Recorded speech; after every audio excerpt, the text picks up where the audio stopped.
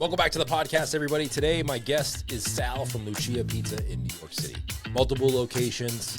And we talk about his origin story, how he got started in the pizza business, and how his pizza really kind of took off. He started Lucia after his family closed their long-lasting pizzeria, after doing something else, coming back and realizing that he wanted to be in the pizza business, started Lucia, and it wasn't going great for him. And he talks about this one moment and this one thing that he did that changed the trajectory of his business for the better, and he's never looked back since. And now they have multiple locations. He's well known as one of the top pizzerias in the city of New York when you go visit, and all his shops are really busy. And we also talk about the different styles of pizza shops. One's this square footage, one's only this square footage, how many tickets they do out of that particular pizzeria and why, and if it's replicatable. A lot of good stuff on this podcast episode with Sal, so let's get right into it right now. All right, Sal, welcome to the podcast. Thanks for hanging out with me today. Thanks for having me. I'm excited to talk to you. I've been following you for a long time now, and I was sad because I was recently in New York City last week, but I was only there for a couple days, and I did not get a chance to stop into your shop, and I was like bummed about it. That's okay. I mean, yeah, that always it happens. I never hold it against anybody. I'm like, it's God willing. If I'm doing it right, it'll be there long enough. You'll get it on the next trip. Yeah, I just wasn't near any one of your locations. I know you got a couple of them in the city now, and I just wasn't near any of them. But next time I'm in the city, going back in a couple weeks, I'm making it a point to stop in because yours is definitely one of the shops I want to check out. Good, yeah, you gotta. I mean, I think the bigger challenge would be that you got to go down to the first one. You got to go down to Sheepshead Bay. So, you better. I mean, but you can turn it into a really fun day. If you are a fan of roast beef and cheese, there's other stuff to eat in that area, big time. Nice. Before we get any further, I know I'm familiar with what you're doing, but give everybody who's listening to this or watching on YouTube a little background about yourself and what you're up to. Oh, boy. So I'm born and raised in South Brooklyn, New York. I come from a family that made pizza for 47 years up until the day that they retired, and I didn't, I didn't take over the family business. I should have, but I didn't. And they were able to walk away really gracefully. And I was running around. I was running around Europe doing other stuff. I didn't know.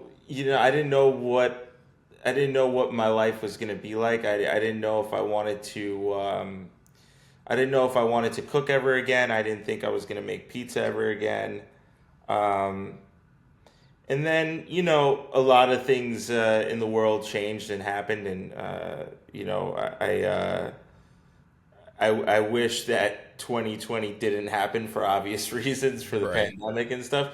But it's the thing that gets me out of Europe. I had to I felt like it was time for me to come home. My parents are, my mom or dad is not gonna, they're not gonna appreciate this, but they're on the older side, so, and so, I was concerned about them, and also I was I was definitely willing to admit that, my life, my lifestyle choices in Berlin weren't financially sound. I wasn't making any real tangible money to sustain myself. I'd have moments of grandeur and I'd have all all the bells and whistles. I was a DJ, so I got to travel places and play, and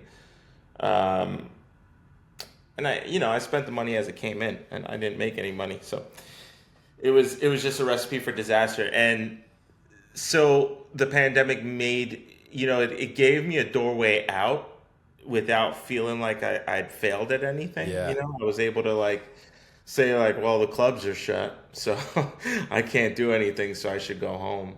And that's it. And that is the beginning of, what is now the much bigger picture. than I ever thought it would be. When did you open your first shop? After that?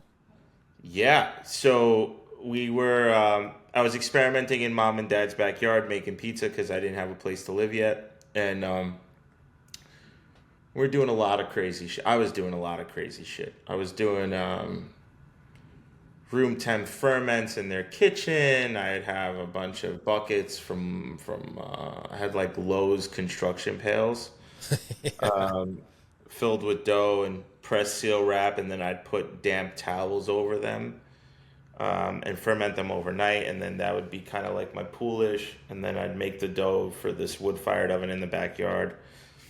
And in the process of that, I find a shirt that my dad had drawn for them in like the 70s, and I don't even know like who drew it. I don't know, but it was an old school Paglione shirt, and I sent it to my graphic designer, Alex, at the time, and Alex flipped the shirt into becoming like a Lucia shirt. You know, I told him that that's what I wanted to call this thing. That's how it's going to start.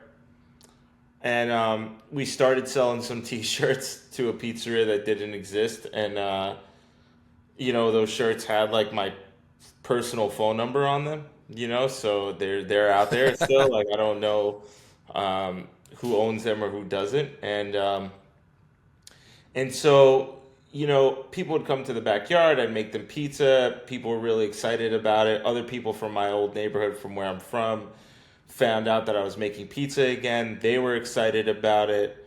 I was getting my ass handed to me. No one would give me a lease because I had no business credits. And also everyone, you know, a lot of landlords had gotten fucked because of the pandemic, and everyone, you know, restaurants went out and blah, blah, blah, and all this. Were you looking in like the city?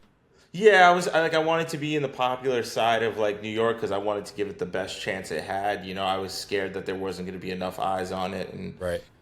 and and I think that you know, part of that concern was stemming from like my parents' history in the area. You know, like you know, it always drive me nuts. Like I would be somewhere across the city and someone would say, "Oh, you know, Paglione." It's like, I really love that place. It's like, I wish you were there to fucking keep the lights on. You know what I mean? Like it's Yeah. just that, you know, it was a small town place in a part of the borough that often like people have no idea where you're talking about. You say Manhattan Beach to somebody and they're like, California. It's definitely not California. Um, and so, yeah, that was a concern. But these guys that I grew up with from my neighborhood, they were like, we got this store, and this is, I want to say, quarter 2021, quarter two, or it's like somewhere like halfway. I forget what month it was. But they're like, we got this store. We think that we can get this guy to leave. Like, the food's terrible. We're always here. We're always on the block because our office is on this block. We'd love to do something with you. And we got the guy out and we opened up the first store February 3rd, 2022. Oh wow, was it an existing pizza shop? It had, yeah, but it was a gut reno. We had to completely gut the place. But when I think about what that store looks like today, to me, it's the perfect pizzeria. Is that the one on your website? Like the picture on your website when you go to locations? That's a good question, Bruce. I don't know. I gotta check. I don't know. I don't know. I try not to, you know, there's things I do and there's things I don't do, and I leave the website into Alex's hands, and I'm out. Probably a smart move, right? Like focus on pizza and business versus the I just website. don't know how to do any of that stuff, dude. I don't know how to use. Yeah, I don't know how to use that. I just learned how to use like the Google Sheets for. You know what I mean? Yeah, the websites, even like, listen, I know how to do it and I don't want to do it. I'm like, I don't want to Right. do this shit. I don't want to sit here in front of the computer typing Right. blocks and moving stuff around. Somebody else Yeah. who likes doing that should do it. Right. Right. Yeah, so I was looking at your website, just like there's a picture. It's on the corner. It's got Yeah. Lucia Pizza in red with a white background on both sides. Sounds like Avenue X. Yeah, might be Sounds that like one. Avenue X. But The how many shirt- square feet is that one? That one, I believe the top floor is about just under 1,000, and the basement is just under like 800 or so. So 1,800 square feet. So not a big spot, Oh. but not small. No, no, no, no. Soho is the small spot. How many feet is that? 500. Wow. You do the 500. same menu? 500. No, I don't make hot food there, but we're 500 up, 500 down, and then the alimentari is like 700. The attached space that we took a Okay. while ago, and we turned it into a wine bar and a cafe. Oh, nice. And that space is a little bit bigger, but Soho itself for pizza, all pizza related stuff happens within 500 square feet, and then 500 square feet in the basement, and That's it. crazy. But I Yeah. mean, it's New York, so you gotta. It's probably super expensive, even only being that smallest spot.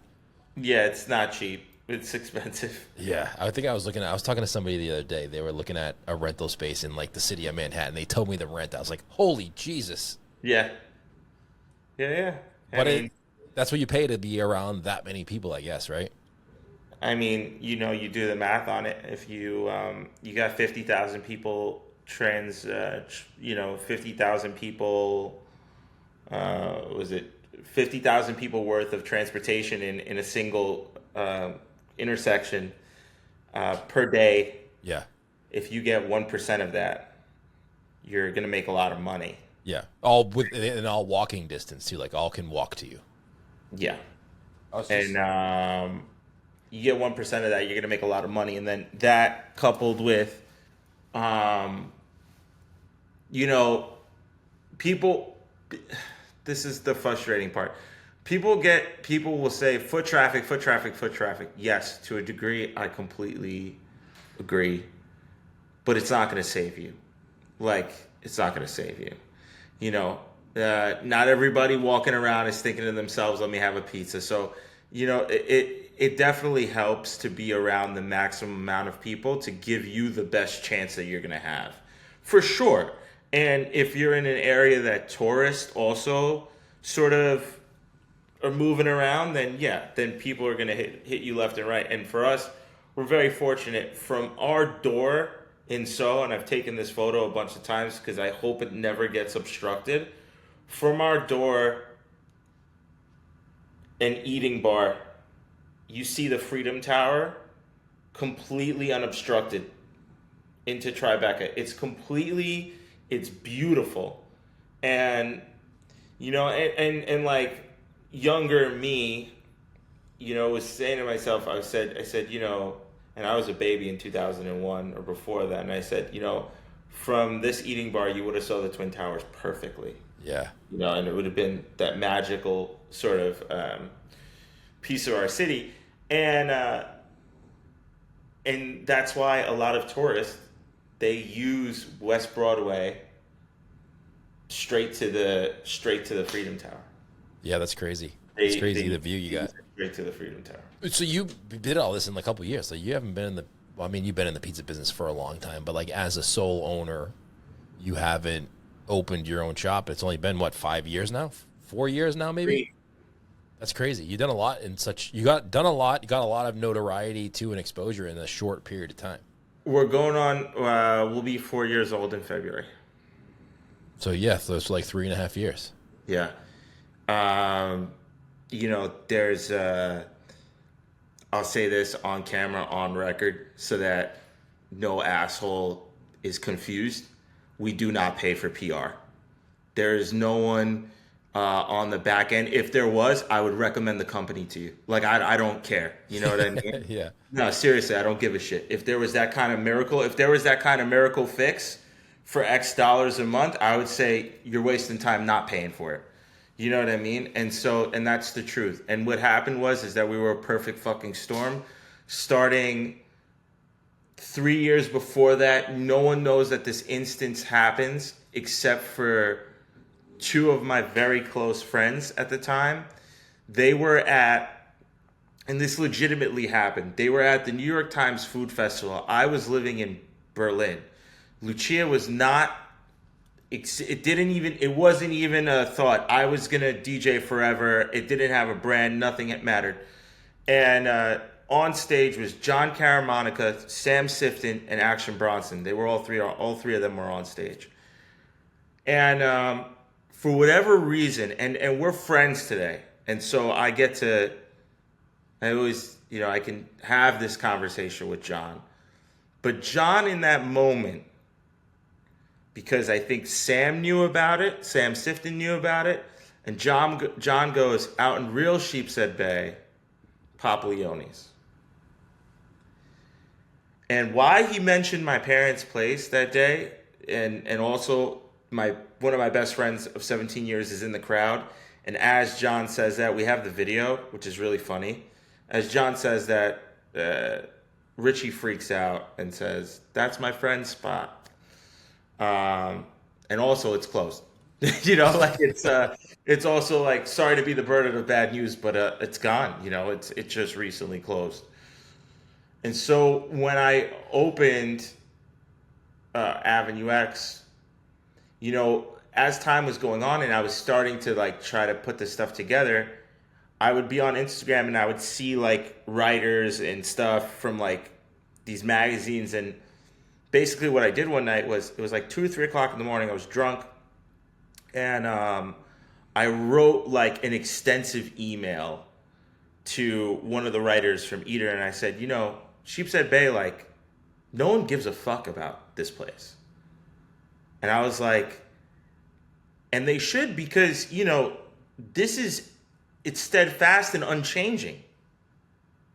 Like, these places have been here for 70 years. Like, they're not changing, like the people have been here, like there's a lot of food cultural significance here that cannot be ignored by anyone that is living within New York or the 5 boroughs.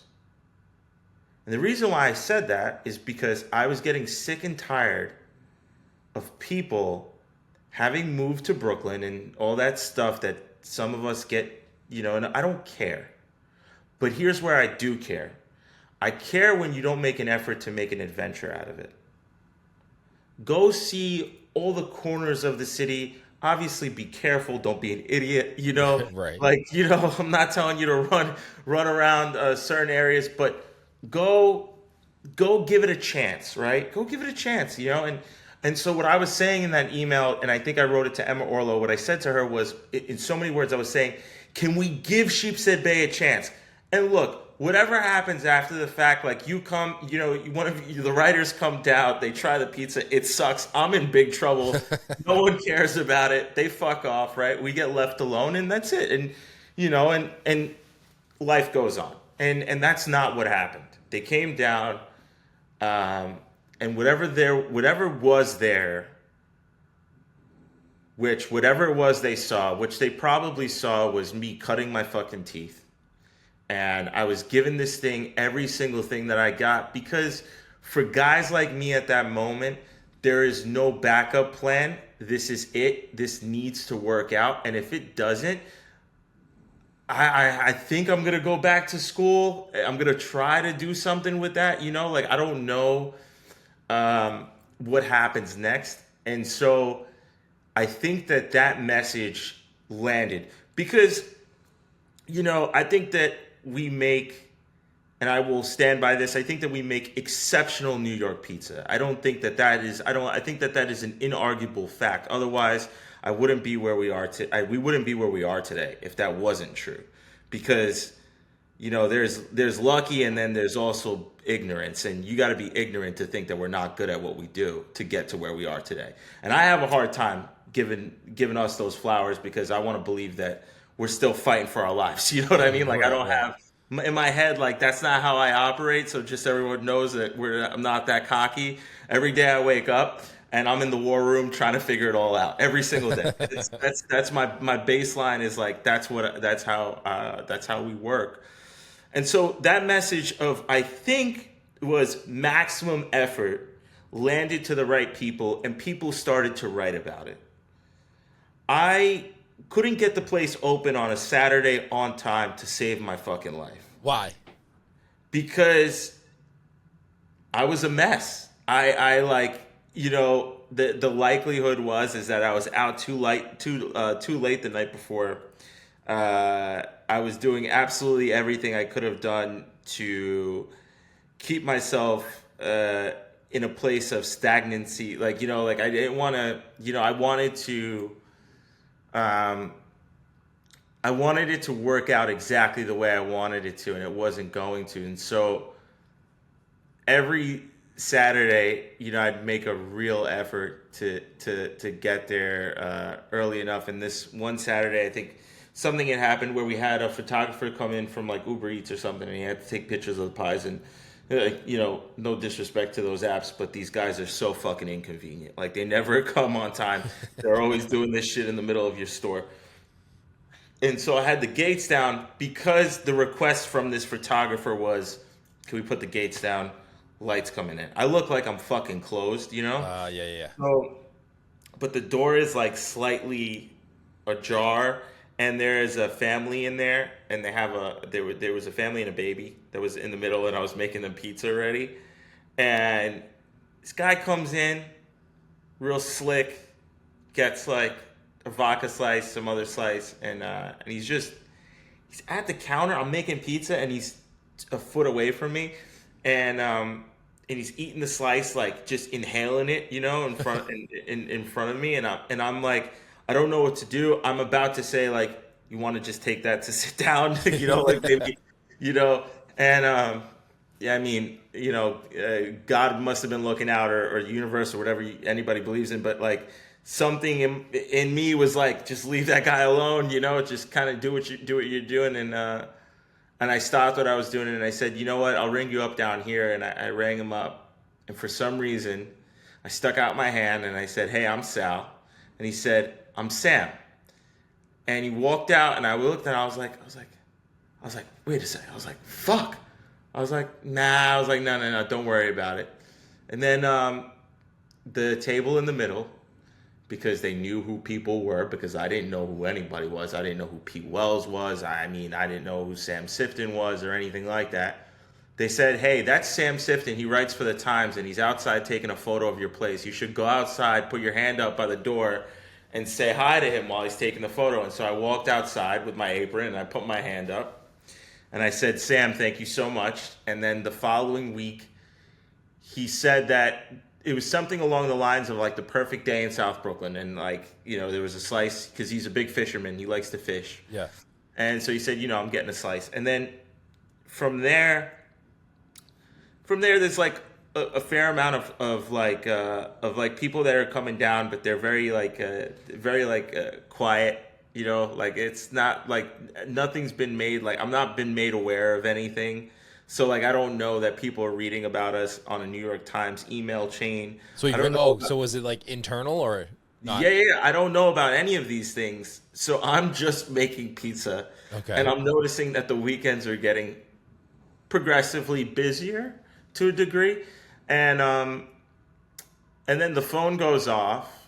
And we had I forgot the cashier that we had at the time, what her name was, but she was there, and she said, she looked at me, she goes, the New York Times is calling, they're saying like, when can they come in to do photos? Do you think this is like real? And I was like, tell them like Wednesday tell them Wednesday 10 a.m. or something like that, and I'll be here, and if it's true, then they'll be here. And they're like, can I give her your email? They gave me the email, and then I got the email, and I was like, all right. I was like, again, unfamiliar with anything. I don't know what's happening. But I show up. The kid taking photos is Adam Freelander. Kid, he's a man. He's a grown up, but he's taking photos, and he's a fantastic photographer. And I'm trying to squeeze him for some information. I'm asking him, what's this for? He said, well, it's for a review. And I said, do you know who's reviewing it? And he said, well, it'd either be this person or this person. And one of the people were Pete Wells. And I said, oh, okay. I have no idea. And I said, do you know like when we'll know? And he said, well, usually it's like a week after today. Then they'll go Thursday. It'll be in the paper and stuff and blah, blah, blah. So he had already come in, whoever was reviewing you. 3 times. without you knowing. No. He's also like he's since retired now, Yeah. and he also had done a very good job over the years of keeping his identity pretty tight. Right, I'm sure. I think fine dining restaurants all knew who he was. I think restaurants in Manhattan know who he is. But in South Brooklyn, New York, and me, I did not know who he is. Yeah, right. So, it doesn't shock me that he went like unnoticed, and also that he was treated like everybody else, because we kind of treat everyone like everybody else. We're not, because we don't know any better. That's the thing, you know what I mean? Like I love that about what we do, because it ensures that the experience is the same, and that's good, because that's what we want. I think that's what I want as and to make a long story short, the review comes out. There was some, it was a glowing review with some critiques on the crust and stuff like that, um, and then we got absolutely obliterated. How long after, like right when it comes out? It started, the day it came out, I stole the New York Times from Oslo Coffee in Williamsburg, and I looked at the guy. I didn't steal it. I looked at him and I said, "Could I have this?" But I was gonna, and I didn't want to explain why I needed it. I said, "Could I have this?" And he looked at me and he said, "Yeah," like I was a crazy person, and I opened it up in the car and I looked at it, and it was a full spread in the Times about that big, and I just started crying. I started bawling my eyes out, and I went to work. I drove, because I used to live right there, so I drove from there all the way to Sheepshead Bay, and I get to work, and then by the afternoon, people were coming in. A couple from the Upper West Side came in with the paper folded up, and they saw me and they said, we read this, we came right away and stuff. And then from the weekends, people just they never stopped coming. It was kind of like there was just this influx of people that we'd never seen before in the neighborhood. And, what it was in my head, I was like, man, this is a massive win for South Brooklyn. No matter what happens next, like this is awesome, because Pete at that point knew about Randazzo's. He knew about Brennan and Carr. He knew about so many South Brooklyn hotspots that were very important. So the fact that we were even considered for something like that is incredible. And so I took the crust comment personally. And when I had a chance to breathe after like the 6 months after it came out, I started to really work on the dough and the recipe of the dough, and I was going to change it. And I slowly started to change it without like upsetting or disturbing the pizza makers too much, because we were going to add more water, we were going to do this and that, and there was going to be this, it was going to be a riff for sure, And I did it slowly over the next year and a half, and the 100 Best came out in 2023 or something. Yeah, 23. It came out, and we weren't on the list, but we were mentioned in a side column on that list. Okay. And it said, Lucia Pizza of Avenue X. The dough, formerly a weak point, has since been revamped. And so he visited us again, and I still missed him, and I didn't know it. But the intentions were there, and then, fast forward to where we are today is we're on the list. We're one of the 100 best for 2025, and it's single-handedly, and I should say that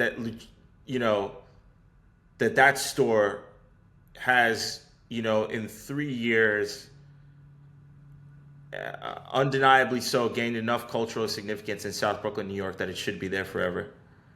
And that's why South Brooklyn, and where I'm from, is the most important thing about our brand identity, period, end of story. Because nothing happens without South Brooklyn. There is, we don't get to 3 stores on the precipice of opening up a 4th store, we we don't get there without that story, sort of being the beginning of the dream, and then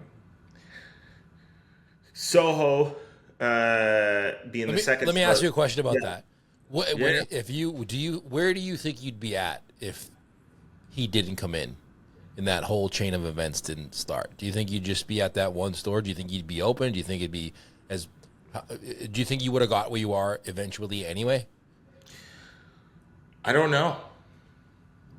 You know, I don't know. Um, I'd love to tell you yes, um, but the way that I get the second store has nothing to do with Pete Wells. And so the way that happened was that my landlord's grandpa, I used to serve him in Paplionis. He used to come in for a vegetable slice, and he grew up. Jack's from, they're from that area, and he got my number, and he said, I want to increase the F&B in Canal Street, and I think Sal's a good fit. And I went to go see it, and I was like, damn, this place is really small, but I'll give it a shot. Before that happens, we weren't looking for a second store. Got it. We were maintaining the first store, and we weren't looking for a second store. And the reason why we weren't looking for a second store is because there was so much happening in Manhattan that was like just pure fucking madness. Like, I remember we signed the lease, and then L'Industrie, and like we found out that, and I know Nick and Massimo pretty well. I love them, and we found out that they're going to be in the West Village, and then then Mama's 2 is Yeah. 30 feet away. Yeah. And so, like, you know what? Fuck anyone that has anything to say about Lucia other than, like, we're scrappy as fuck because we opened at the same time. We're part of that whole year of bullshit that went on in Manhattan, and nobody's life was easy. It was not easy for anybody. And so, for us to do that and really hit the ground running the way that we did in Manhattan was really, I think that it was a token to, like, our hard work. It was saying to ourselves, like, making, and also, for the record, making pizza in Sheepshead Bay in South Brooklyn is incredibly different than, Soho. We're talking about a maximum of 150 to 100, and probably, I have seen like 200 transactions on a Saturday on Avenue X, to 1,100 a day in Soho. That's crazy. So everything you think you knew about prep and all that shit, it all goes out the window. You have no reference. I had no, if you ask me, well, what do you think the volume is going to be in Soho? I'm coming from Sheepshead Bay. I have no idea what I'm going to do. I don't know that. My parents haven't owned a pizzeria in Hell's Kitchen since the fucking 90s. I don't know. So none of us knew anything. And that's why today it's like we have a format now that I'm very proud of, that wouldn't exist without the good guys that work for us, to be honest. Like, I say this a lot, like, I'm just the sum of the people around me today. And the truth is that, you really gotta pick them right. I mean that in the nicest way possible, and you gotta show up for those guys as well. Like, otherwise this thing just doesn't go the right way. That's it. That's crazy that you're doing that much volume out of that store compared to what you were used to. Like, just getting ready for that and prepared and used to it is drastic. Yeah, there is no ready for it. Right. There's no ready for it. 1,100 orders in a day is a crazy amount of orders. 1,100 transactions. So now what that means in sight is like, let's say, let's say me, you, and someone else walk in, right? I order for all three of us. That's one transaction. Right. That's three bodies in the store. So we're talking about over 2,000 people some days, more than likely, or 1,500, whatever it is, right? Like we're talking about over that amount in people. And what do they do? Just take it to go because there's no seats there, right? There's no seats; they're in and out So is that good? You like that? Would you prefer that? every time. Yeah, right. I was thinking about that myself. I'm like, that must be Dude, other than a small footprint. listen, tables are nice because there's also, and I'm sure other pizza makers can relate to this. I'm sure you can relate to this.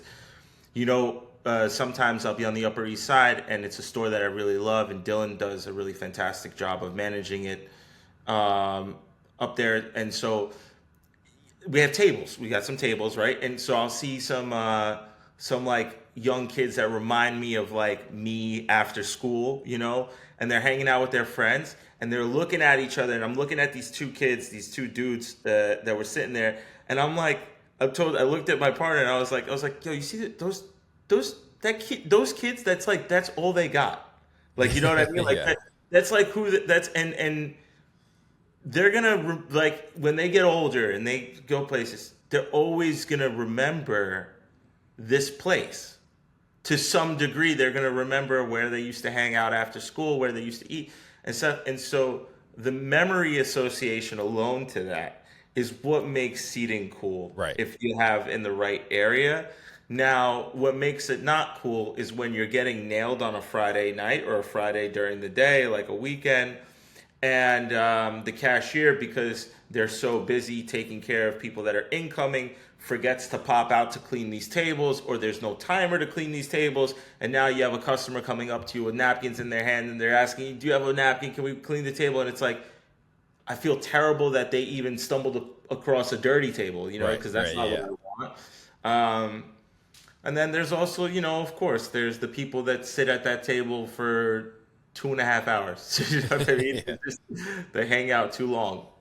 But yeah, like, I mean, it is true. Like, or you get the people who are like thinking about what they want to order, and they sit at a table where other people could be eating while they're deciding, and then they take up that space too.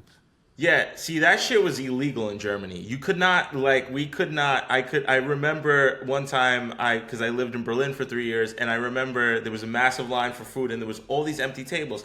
And I said to myself, I was like, why is it nobody have somebody step off the line to hold the table? And I asked my friend that, and they were like, man, we don't do that here. That's fucked up. Like, you can't. It's like when you have the food in your hand and you're ready to sit down to eat, then you can take a table. You can't take a table before. And I said, okay, fine.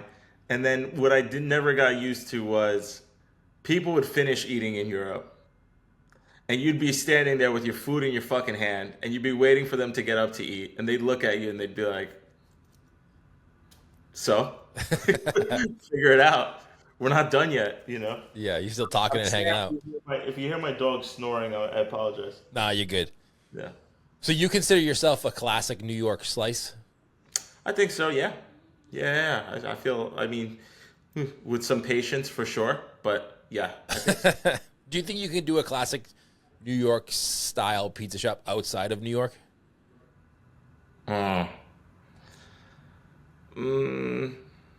Maybe. We're eventually going to find out, I feel like. For you, like, you are going to move outside of New York, you think? Yeah, for sure. Where are you looking? We're not looking anywhere yet, so I don't want to say anything. But I guess the first logical place would be Jersey. Yeah. Figured, because it's kind of close, right? Exactly. Yeah. It's the sixth borough. I thought you were going to be like it's Florida or California or something. No way. No, not no way. We, each and I got 4 partners. We all love Miami. Yeah. We love Miami, and we love the idea of Miami.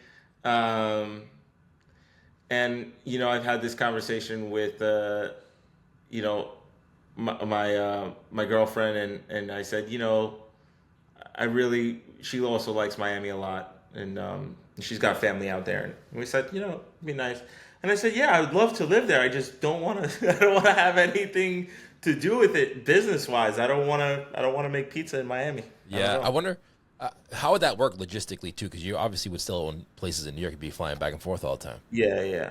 I think I'd have a mutiny if it didn't happen in like a year or two. I think people would probably want to kill me. You Yeah, know. you have to get a partner Um, like who runs the store, like owner operator in the store, maybe. they all love me too much, but the truth is that just because someone doesn't tell you something doesn't mean it's not happening, right? So if you start to feel like, man, I'm not really like, I could be there more for this person.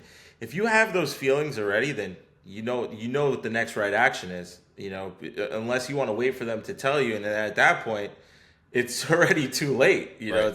It's not going to be a good conversation. Um, but Miami, when we thought about it, I said, I'll come down for 6 days a month, and then we realized that 6 days a month might be, I said this, I was like, I think that that's probably too little. And also, do I want to fly once a month? I don't really like to fly. I I really don't like to fly. Um, and I didn't know if I just wanted to do that. I think it's not for everybody. Yeah, I Granted, mean, as somebody who flies I do fly once a month, sometimes more. It's not so much the flying itself; it's the process, right? yeah, Like getting on the plane, packing, getting to the airport, getting out of the airport. Like that's the worst part. It sounds fun, and it's cool to be in a different place every month, but it's not. The process is not fun. I used to not have such a bad relationship to it. I used to be on a bunch of Easy Jets and Ryanairs in like in and around Europe, and it's like it felt like it was like the way that I felt at that time in my life. Because I guess I was younger. Was like it felt like I was getting on like the B-49 or something. Like I was getting on the just a regular bus. Yeah, Just a bus with wings, basically, that right. was going to take me somewhere 45 minutes away. You know, and I don't know. That's not for me. But Yeah. What does your day look like now? Do you how often do you in each shop and like what do you do? so it's a little bit all over the place at this moment because we are building Gramercy and we're almost done. So I have a hit list for that space at the moment of stuff that I need to sort of happen, and we are in a pause until like a week or two, and then we got some stuff happening. Some things getting buttoned up, and then obviously the next big thing is accepting the ovens there and making sure that that goes well. So a lot of that stuff happens from within the confines of my apartment, which I really appreciate. Yeah. And then I jump on the Vespa, and then I go there. Oh, nice. And so I keep it simple in that sense. But Saturday, first half of the day, try to be on the Upper East Side as it's the youngest store at the moment. So I like to be there and see how things are going. But as of recent, I'm not really needed, which is nice. So I've also been able to dedicate my time to other things. I stopped by Soho. I don't, I don't tell anybody That you go when, into these places, like what your schedule is? Yeah. yeah, I don't have a schedule. First thing I tell guys that join the team or work for us is that I am not to be relied on, which means that, granted, I am definitely a line of defense. You can call me. I'll come in. I'll make pies. I'll do whatever. I'm here. But don't include me in the schedule as some concrete thing that's never going to change. Right. Don't do that because I'm not going to do it. And reason why I do that is because at any moment something can happen that is required for me to go someplace else, and then if I'm the only pizza maker at a store, then there's a fucking problem because that is not who I'm supposed to be in the company. Right. Um, and so for that reason, we just when a store opens up, I'm there, open to close, basically every day. For how long? Except for Sunday, and I'll do it for the first 2-3 months. Yeah. 2 to 3 months. Um, and then I slowly start to pull. I start to pull back. Now, Gramercy is a uniquely is a uniquely different sort of setup. Over there, you have already a working partner that is managing Uptown coming in, and then Soho's working partner, my friend Richie, is coming in, and then our AGM, who we've since promoted, Nick, is also coming in. So you have 3 guys managing a store. If I'm there for more than a month, I'm gonna blow my brains out because what the fuck are they doing that I need to be there for more than a month? Right. Because at that point, the other stores are going to need my attention, you know? And to what degree those corrections, honestly, dude, like if the stores are doing what they're supposed to do, and my big thing, and I hope that you've heard this from other owners as well, my big thing is like cleanliness. Don't take advantage of me. Yeah. Like, don't, you know? And always respect your employment. We're good.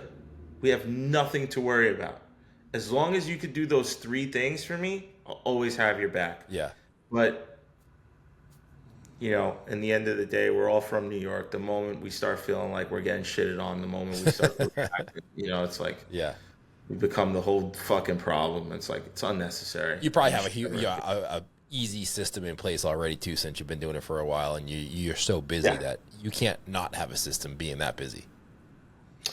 No, and you know what, guys are, you know, I gotta give credit to Soho, because we went through, and I don't like to use that term, like went through. People came, people went. Not everybody was going to stick around. And that's just what it is. Getting the right crew in there sometimes requires a lot of guys to test the waters and then never come back in order for somebody else to come in. And that's just what it is, you know? The crew that's in there now, I would say, are a select group of 8 guys, 8 of which are dedicated and loyal to the fucking soil and love being in that chaos. And it's not for everybody. Because I come in there, I'll pass by, there'll be a line out the door, smoke in the room because the vents are only catching so much, you know, and it's just like, it's like that. And they see me and they look at me and they say, "What's up?" with this massive smile on their face. And I'm like, you know, God bless these guys. You know what I mean? Like, I don't know what else to say. And I think the reason why they react the way that they do is because they're being treated right and with respect and love. Number 1. Number 2, it's also because it's a testament and a challenge to make that much pizza out of such a small place that anybody that gets away with it, they're having fun. That's it. They're the just days having probably go fun. by so quick too, because you don't have any time to think about anything else. Dude, when we opened, I lost 30 pounds. I was training for, I had just ran the marathon. I just ran the New York Marathon, and we opened a month after. So I was already pretty thin, and I didn't have much to give. And then I lost another 30 just from being behind the counter, not really going out to lunch, you know, because I was, you know, we didn't have a health card. This fucking health card thing is like, no one ever gets it. Fucking no one gets a food protection certificate. So like, it would just be me and Richie that had these certificates. Wait, and what is that? So in New York, you need a food handler's card. Okay, so like a food safety course or something like that. Yeah, that's exactly what it is. Yeah. That's exactly what it is. Okay. And so the only one that's compliant in New York is the NYC food safety. It's the one from the health department course that you have to take. Okay. So if an inspector comes in, there needs to be at least one person with the course on premise, right, that has the card or whatever. And so when people started working for us in Soho, and me and Richie were the only people that had it, we created an incentive right away, and we were like, if you guys go do this, we'll give you more money. That's it. You know what I mean? Okay, I get you now. And it's true because, you know, it got to the point where we would leave, like I would leave my card just there in case somebody could potentially be me. I'm sorry, New York State, but whatever. But like I would, if they had to lie, because we'd have to go to the bank for quarters. Yeah. We couldn't, you know what I mean? And we were so scared that if one of us stepped out, because it's basically, I'm going to be honest with you, if that's how the inspection starts, you're fucked. Where's the How card? fucked- Yeah, how fucked, is up to the inspector. But if it starts with no health card on premise, oh my God, yeah. For you to pass, it's going to be a fucking miracle in itself. We used to have our certificates posted on the wall. Yeah, that was the rule back in the day. So back Yeah. in the day, they didn't have those cards. My Yeah. mom's was posted in Paglioni's. It was on the wall with her picture. Yeah, same. We had was like it. I think you had to have like like you said, whoever's managing that day, the managers. We always had a manager or a supervisor on. They had to be whoever was in charge. Whoever the health department when the health inspector walked in and said, "All right, who am I talking to?" That Yeah. person needed to have a certificate. What about where are you from? I'm from Boston. Nice. Okay. Maybe Boston will open up in Boston. New York Pizzeria in Boston. What's Yeah, the you worst should do that that. could happen? There's like people always ask me because they know I'm from Boston from doing this podcast. Like, hey, I'm going to Boston. Where should I go for pizza? I'm like, you shouldn't come for pizza in Boston. That's a good answer. There's not a lot of great pizza in the city. It's like in the outskirts. There's starting to be some pizza shops that like I would suggest people go to, but you need a car. Yeah. You a Bruins fan? Yeah, Fuck. they're not doing so good lately, but we had. A Oh, good run. trust me, I know. Listen, look, I gotta be honest with you. We're friends with my girlfriend's friends with the Neelys, and Okay. we reached out. You know what I mean? We reached out. You know what I mean? It's important. It's important to that Marchand shit was tough, dude. I'm Yeah. sorry. I'm sorry, bro. I don't want to. I'm sorry for bringing it up. That's fine. I'm a Rangers fan, so no one suffered more than me. Don't He worry went about and won a ring with the Tampa Bay, it. not Tampa Bay, Florida. Sorry. Florida. Yeah. You should open a pizza shop in Boston. That would be nice. I've only been to. I was only in Boston many years ago. I DJ'd at the Revere Hotel. Okay. You know that hotel? The city of Revere? The I don't know. It was called the Revere Hotel. Oh no, it's probably in Boston. Yeah. It's terrible. Yeah. But I've been thinking about this place for so many years, and I can't remember it. One morning I was walking around, and the line at like 12 p.m. for Neptune Oyster was like 3 hours long or something like that already. Like it was, But at that time, I looked up a restaurant that I went to, and it's gonna sound like probably every other Boston restaurant, but it was surrounded by a lot of like little townhomes and small blocks, and it wasn't in the north end. Yeah. And it was on a corner, and then it had a few steps that went down into it, and it was one of the best meals that I have had in a long time. Okay. And obviously seafood heavy, rightfully so, and it was just delicious. The last time I was in Boston, actually, not that many years ago, I forgot. I went to my cousin's wedding. He got married at the BFA. Okay. Yeah.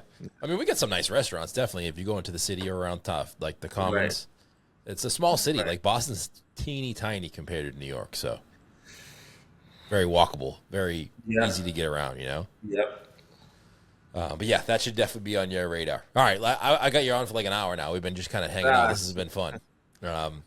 If anybody wants to go check you out, I know you got multiple locations on Instagram. Where should they go? Say hello to you or visit you if they're in the city. So for Instagram, it's just going to be, who is it? Lucia, New York. Lucia.New York, Yep. correct. My personal Instagram is not important, but that one is the most important. Lucia.New York. And Lucia.pizza is your website too.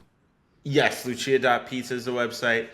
And if you're going to New York and you're visiting and you want to have a little adventure with the family, I recommend you go down to Sheepshead Bay, you go to Avenue X, you see it for yourself, and that is the way that I can guarantee somebody the most authentic experience, Easy if you're just flying to JFK too. if you fly into JFK, it's on your way to technically it's on your way to Manhattan. Right. So you just fly into JFK if you want to check it out, and then if you're going to Manhattan, My just go move that way. when I wasn't open, my move was when I used to fly in, I used to order. I used to pick up from New Park. Oh, nice. Yeah, I used to pick up a pie from New Park. That's awesome. So you know what? We'll link all that up in the show notes for this episode. So Yeah, you can yeah. watch it on YouTube or the podcast. But thank you so much for hanging out with me, Sal. It's great talking to you. Thank you, Bruce. I really appreciate it. This is awesome. I can't wait to share this with everybody. So thank you thank you so much for tuning into the podcast, Sal. Thank you. Appreciate you, my friend. Thanks for joining me and sharing that story and everything that we talked about on this podcast. We will link up in the description below the video here. Or if you're listening to the podcast version, in the description of the podcast. Do me a favor. If you are listening on the audio version on iTunes or Spotify, leave me a review. 5 stars, please. And if you are on Spotify, just leave a comment in the episode itself. If you go to the episode you're listening to right now, you can leave a comment on the particular episode, and I'm always in there kind of hanging out. And if you are an Apple Podcast listener, just go to the reviews, leave a 5-star review, and leave me what you think of the podcast or what you'd like to hear on future episodes. We're always looking for episodes that you want to listen to because that's who we do the show for. The independent pizza operator is what we do all of this information for, as well as all the products over at Slice. The register, the phone ordering, the online ordering, the website, the integration with it all. It's all meant to help the independent pizza operator, like myself when I was operating, make a more profitable business and just make my life a little easier. If you want some information on that, it's in the description below this video. Go click a button, talk to somebody. If you want me to help intro you, happy to do that. Thank you so much for tuning into this podcast episode. Hope you enjoyed it. See you right back here next week.